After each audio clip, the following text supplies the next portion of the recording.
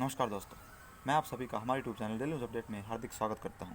दोस्तों, जैसा कि आपके पास पूरा खबर पढ़ने का टाइम नहीं होता, इसलिए आपको लेकर आते हैं हर रोज़ के अखबार की कुछ प्रमुख खबरें। तो अगर आप भी जानना चाहते हैं कि आज के अखबार में क्या क्या खबरें आई हैं, तो इस वीडियो को अंत तक देखें। उससे पहले अगर आप हमारे चैनल पर नए आए हैं तो चैनल को सब्सक्राइब कर लें और बेल आइकन को प्रेस कर लें। तो चलिए दोस्तों, शुरू करते हैं 29 अगस्त 2020 की पहली खबर के साथ। पहली खबर कोरोना से लेकर आ रही है। दोस्तों, बता दें कि दुनिया भर में कोरोना के 246 लाख मामले सामने आ चुके हैं, जिसमें अभी भी 67.08 लाख लोग कोरोना से संक्रमित हैं। 171 लाख लोगों ने कोरोना को मात दी है, जबकि 8.36 लाख लोगों की कोरोना से मृत्यु हुई है। भारत की बात की जाए तो भारत में कोरोना का आंकड़ा 33.95 लाख है, जिसमें अभी भी 7.45 लाख लोग कोरोना से संक्रमित हैं।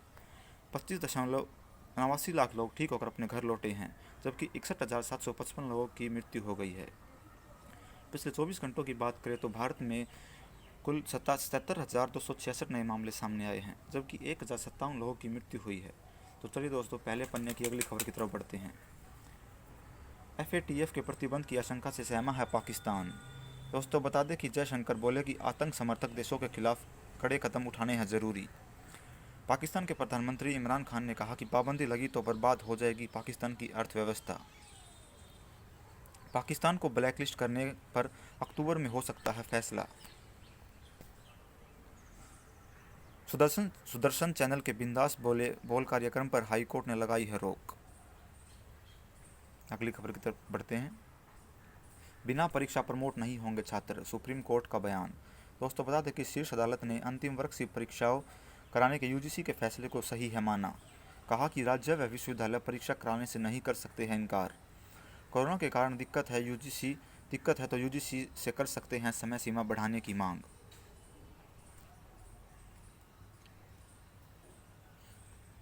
जम्मू कश्मीर में उपराज्यपाल, CM व मंत्रियों के अधिकार अब किए जाएंगे तय। दोस्तों, बता दें कि दिल्ली से सबक लेते हुए काम के बंटवारे को लेकर केंद्र सरकार ने उठाया है कदम। गृह मंत्रालय ने उपराज्यपाल और राज्य सरकार के बीच काम के बंटवारे के नियमों को किया है अधिसूचित। पुलिस और अखिल भारतीय सेवाएं भी उपराज्यपाल के है अधीन।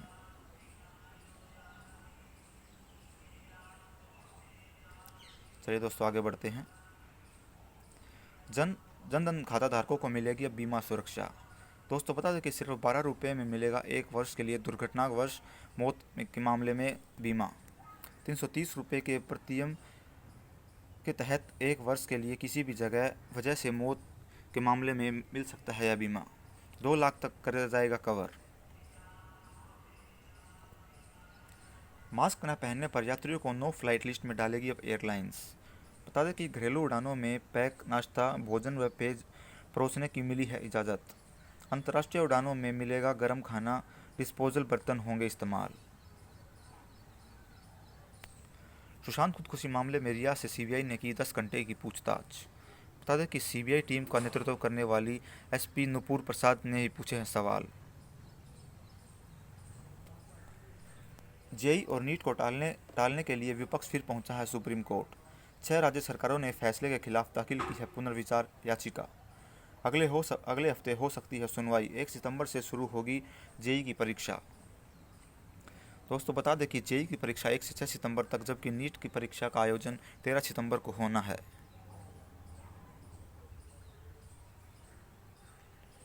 सत्र के 72 घंटे पहले सभी सांसदों के कोरोना टेस्ट कराने की गई है अपील।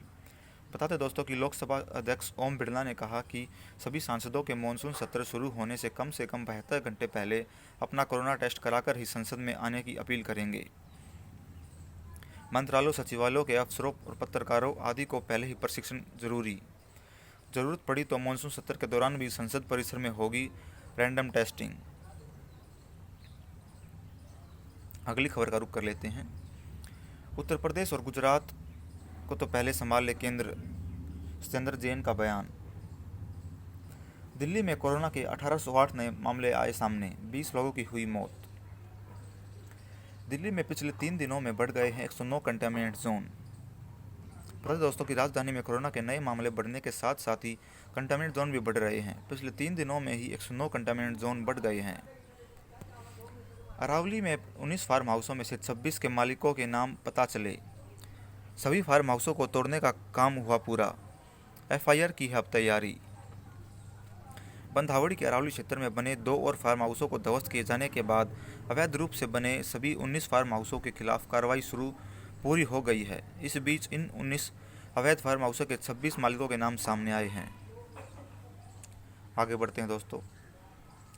स्कॉलरशिप घोटाले पर पंजाब विधानसभा में हुआ हंगामा, अब केंद्र करेगा इसकी जांच। केंद्रीय फंड में गड़बड़ी, जांच भी होगी और पूछताछ भी।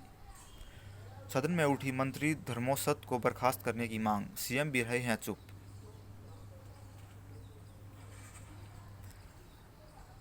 देश में एक दिन में 77,000 से अधिक बढ़े नए मामले। बता दें कि संक्रमितों का आंकड़ा 34.53 लाख के पार पहुंचा। 24 घंटों में हो चुकी है 1030 लोगों की मौत। मृतकों की कुल संख्या हुई 62,000 से अधिक। 64,000 से अधिक मरीज हुए हैं ठीक। अब तक 26.40 लाख लोगों ने दी है कोरोना को मात। बिना क्वारंटाइन पूरा किए बिहार लौटाए तेज प्रताप, एफआईआर की गई दर्ज। बता दें कि दूसरे राज्यों से आने पर 14 दिन का रहना होता है क्वारंटाइन। लालू से मिलने आए थे तेज प्रताप, चुटिया थाने में दर्ज की गई एफआईआर। भारत को अगले साल की पहली तिमाही तक मिल सकता है टीका। बता दें कि दुनिया भर में कोरोना महामारी की रोकथाम के लिए टीका विकसित करने का प्रयास चल रहा है। बर्नस्टीन ने एक रिपोर्ट में कहा कि भारत को अगले साल की पहली तिमाही तक कोरोना वैक्सीन मिल सकती है।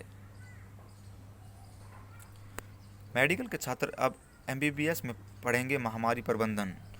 बता दें कि कोरोना महामारी के मद्देनजर पाठ्यक्रमों में जोड़ा जा रहा है यह नया चैप्टर।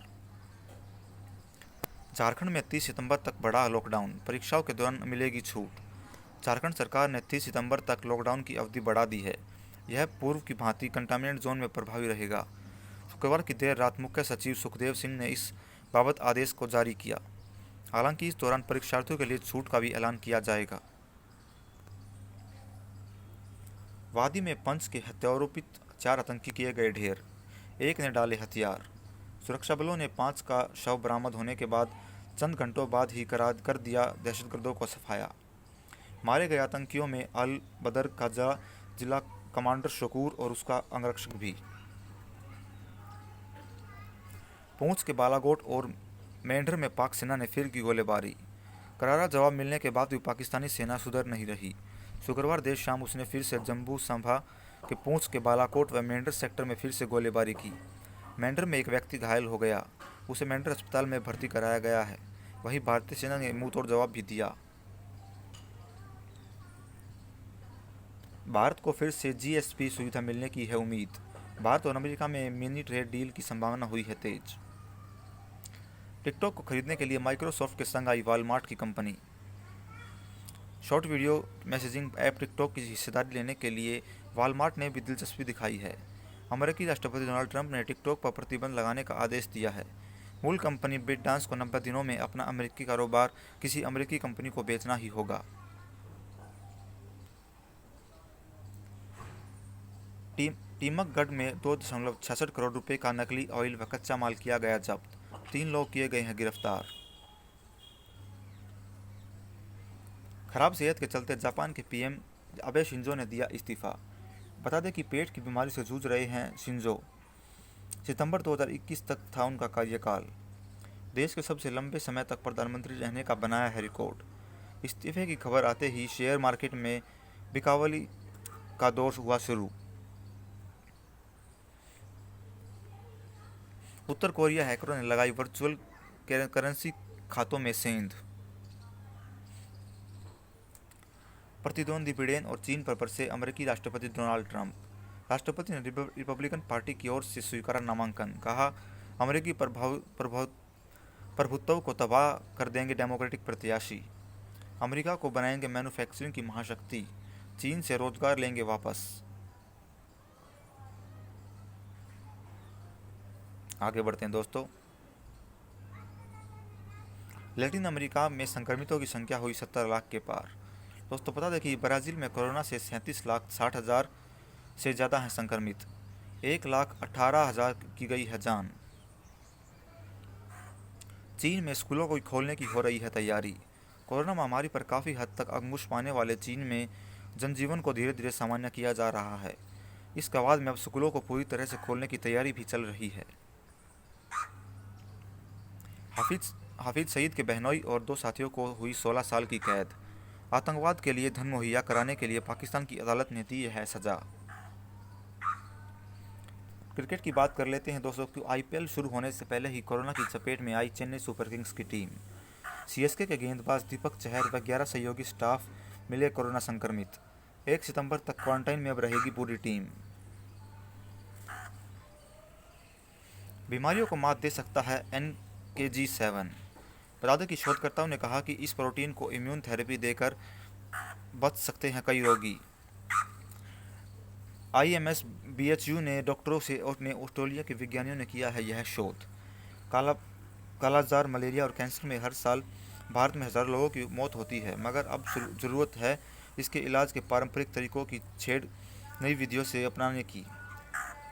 IMS BHU ने प्रोफेसर श्याम सुंदर, डॉक्टर राजीव कुमार व उनकी टीम ने Queensland institute of medical research Australia के साथ अनुसंधान कर पाया कि मानव टी कोशिकाओं और NK कोशिकाओं पर पाए होने वाले प्रकार के प्रोटीन NKG7 का इम्यून थेरेपी देकर संक्रमण को गैर संक्रमक रोग को आसानी से मात दी जा सकती है। बच्चों और युवाओं में कोरोना के गंभीर होने का खतरा है कम।